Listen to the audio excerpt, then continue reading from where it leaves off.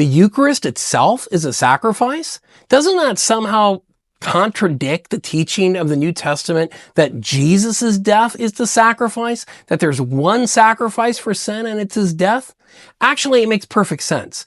Paul's scholars typically recognize that the apostle describes Jesus himself as a sacrificial offering.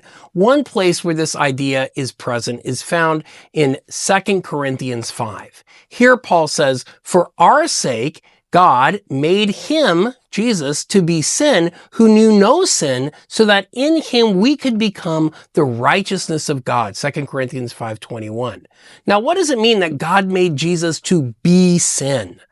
Now, some people try to interpret this line in light of later Christian theological frameworks that entail the idea that God the Father only sees sin when Jesus is on the cross. And so God the Father therefore just pours out his wrath on Jesus. But this overlooks the way ancient readers would have likely interpreted Paul.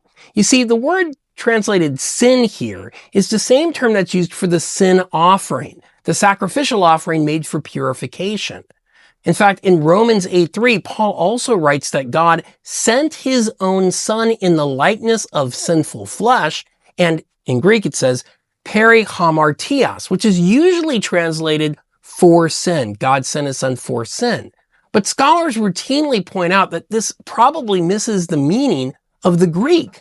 The expression peri hamartias is the phrase that's used for the sacrificial sin offering in the Greek version of the Old Testament. So if we read Paul as writing from a Jewish perspective, Paul is teaching that Jesus is somehow a sacrifice for sin, a purification sacrifice, the chatat. But there's more. The sin offering in the Old Testament had to be eaten. This is emphasized in Leviticus 10. When Aaron and his sons fail to eat of the purification sacrifice, Moses confronts them. He says, "Why did you not eat the purification offering in the sacred area? For it is most holy, and God has given it to you that you may remove the guilt of the congregation to make atonement on their behalf before the Lord. You should certainly have eaten it in the sanctuary as I commanded." Leviticus 10, 17, and 18.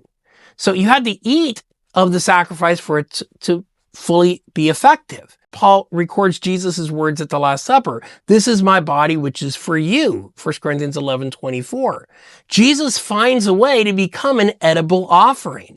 This fits well with the fact that for Paul, Jesus is the Passover lamb. In 1 Corinthians 5, he's a sin offering in Romans 8:3, and in 2 Corinthians 5:21.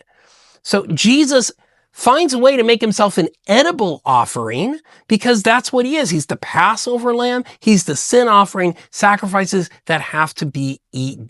The next part coming up soon.